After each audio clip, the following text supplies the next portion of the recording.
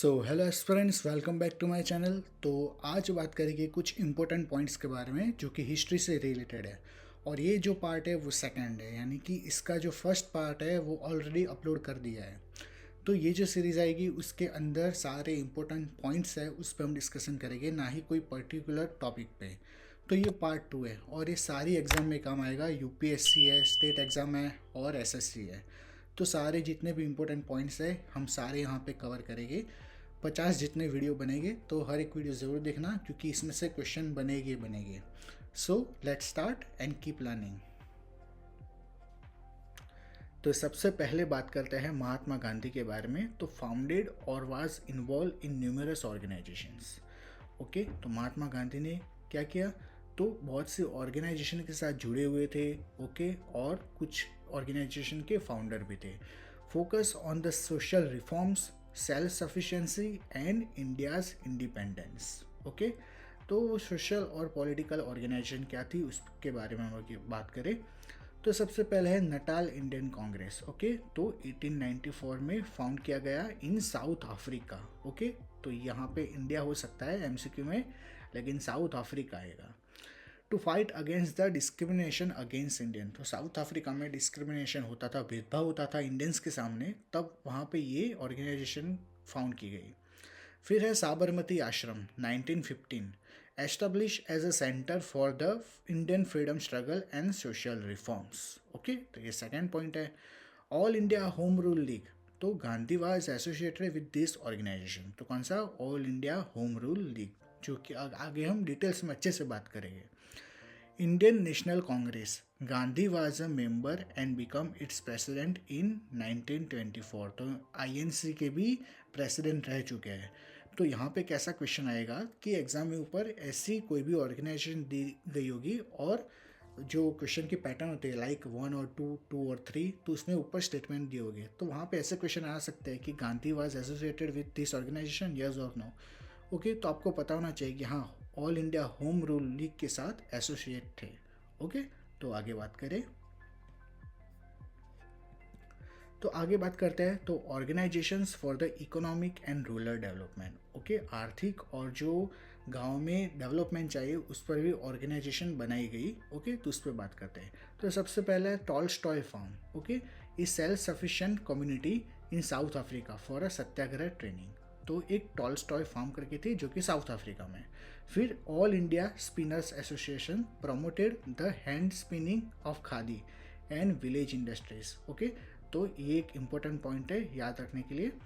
फिर है all India village industry association 1934, work to develop and promote various rural industries. तो ये third point. फिर मजूर महाजन संघ, तो अहमदाबाद टेक्सटाइल लेबर एसोसिएशन 1920, को founded to protect the rights of textile worker in Ahmedabad. तो और एक ये चार इंपॉर्टेंट बॉडीज वगैरह थी, एसोसिएशन थे या फिर ऑर्गेनाइजेशन थे। तो इतने इंपॉर्टेंट पॉइंट थे।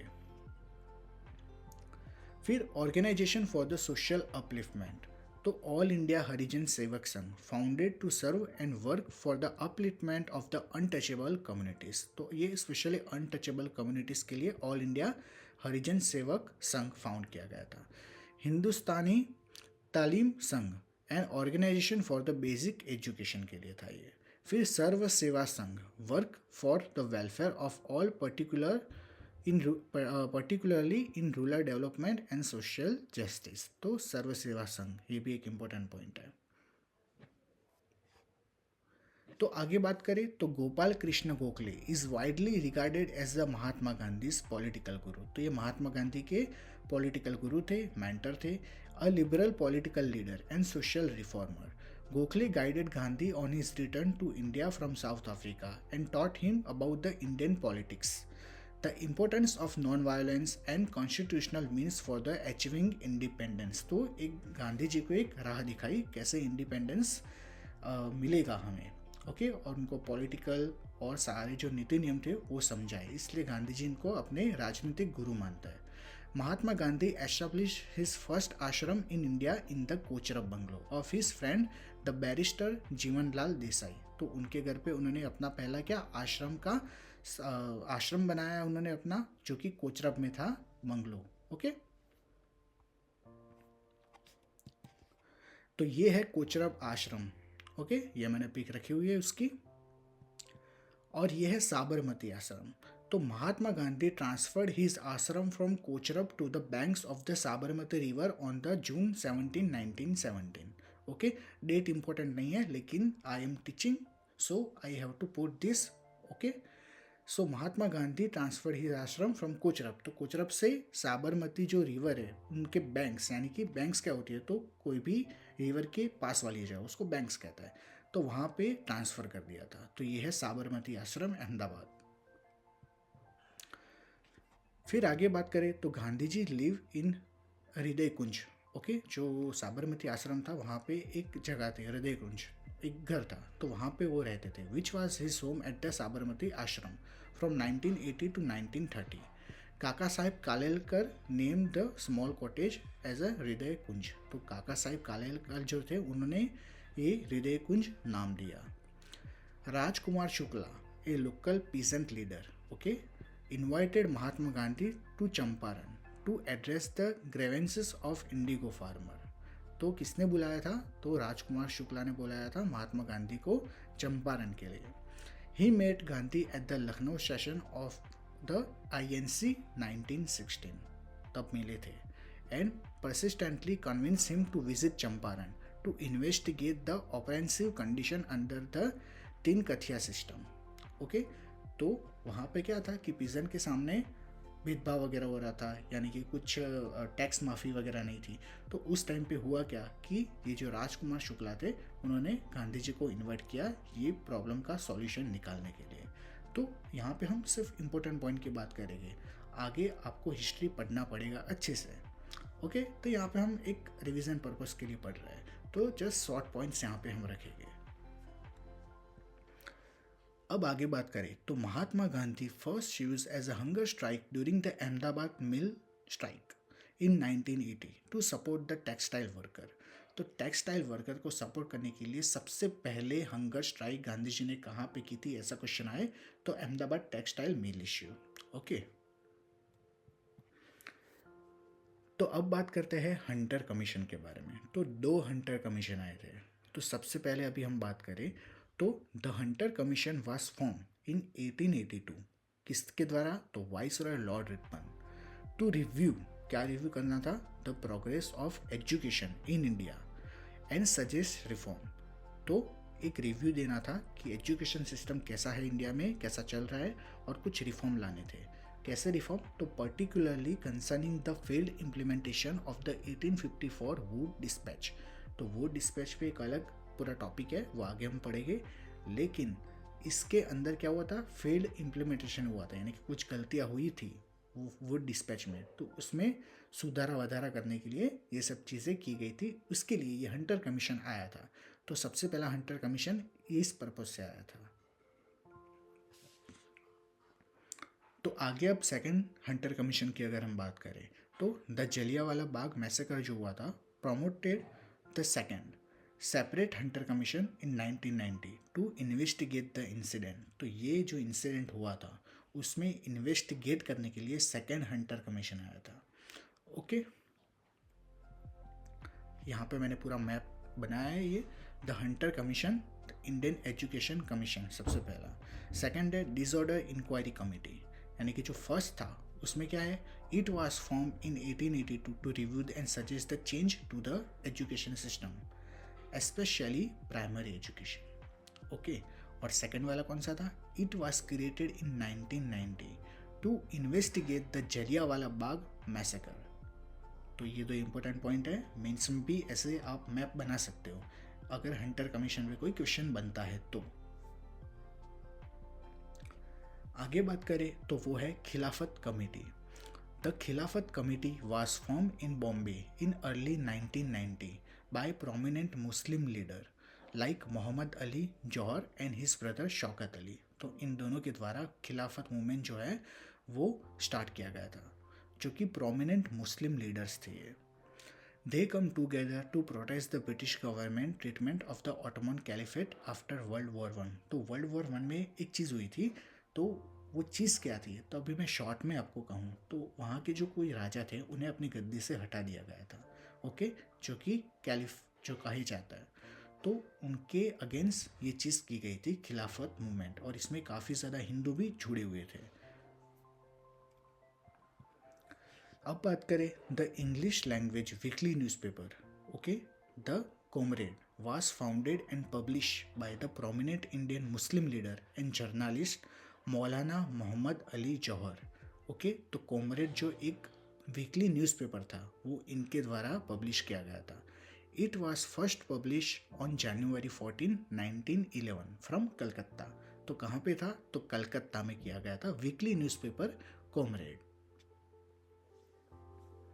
अब आगे बात करें तो Maulana Abul Kalam Azad publish the weekly Urdu newspaper Al Hilal in 1912 which was follow by the Al Balagh after the first was ban. तो पहले वाला बैन हो गया, उसके बाद ये दूसरा वाला स्टार्ट किया गया था। Both newspaper were use to promote the Indian nationalism and Hindu Muslim unity against British rule. तो हमें पता है कि ब्रिटिश कैसे करते थे, है ना, डिवाइड एंड रूल करते थे, तो वो उसके अगेंस्ट ये चीज़ की गई थी ताकि हिंदू मुस्लिम में एक यूनिटी रहे अगेंस्ट द ब्रिटिश रूल। अब आगे कुछ और इम्पोर्टेंट पॉइंट्स की बात करें तो वो है the non cooperation movement was adopted at the Nagpur session. Okay, तो ये बहुत ही इम्पोर्टेंट है कि नागपुर सेशन में ये अडॉप्ट किया गया था। किसके द्वारा? तो इंडियन नेशनल कांग्रेस के द्वारा 1920 में। This session finalize the program of non violent non cooperation and endorse it to be the implemented to achieve swaraj. Swaraj यानी कि सेल्फ गवर्नमेंट, हमारी खुद की गवर्नमेंट होनी चाहिए, ना कि कोई और आके शासन करे हमारे देश में। Okay, simple. तो आगे की तरफ जाए हम, तो आगे बात करें तो Jawaharlal Nehru said complete independence यानी कि पूर्ण स्वराज। तो कहाँ पे ऐसा कहा था उन्होंने? तो at the Lahore session of the INC in 1929 which he presided over, यानी कि जो जवाहरलाल नेहरू थे उन्होंने प्रिसाइड किया था, यानी कि वो वहाँ उस टाइम के प्रेसिडेंट थे। ओके, INC के। This session formally adopted the resolution for complete independence, marking a shift in the party's goal from the dominant status to full sovereignty. Okay, यानी कि हमें कंप्लीट स्वराज चाहिए, ना कि आधी गवर्नमेंट। आप समझ रहे हो इस चीज़ को कि जवाहरलाल नेहरू ने क्या कहा कि ब्रिटिशर ने बाद में कहा था कि आधी गवर्नमेंट आप, आधी गवर्नमेंट हम चलाएंगे, ऐसा। तो जवाहरलाल नेहरू ने कहा कि हमें डोमिनेंट स्टेटस नहीं चाहिए, we want the full sovereignty. Okay, यानी कि complete independence. Jawaharlal Nehru hosted the Indian flag on the banks of the Ravi River in Lahore on the December 31, 1929 at the Indian National Congress Lahore session, symbolizing the declaration of Purna Swaraj, complete independence. तो ये सारे important words जो है आप mains में अच्छे से लिख सकते हो। ओके, आगे कुछ इंपॉर्टेंट पॉइंट्स की बात करें तो वो है Poona pact. The Pune Pact was signed by Mahatma Gandhi and B.R. Ambedkar on September 24, 1932. It was an agreement that modified the British government communal award by increasing the number of seats for the depressed class in the provincial and central legislatures, but with a system of joint electorate instead of separate ones. Okay? तो अब ये communal award क्या है? तो कोई depress class है या फिर कोई माइनॉरिटीज़ है, वो लोग सिर्फ अपने नेता को ही वोट दे सकते हैं। तो ऐसा पूरा सिस्टम डेवलप किया गया था कम्युनल अवार्ड में।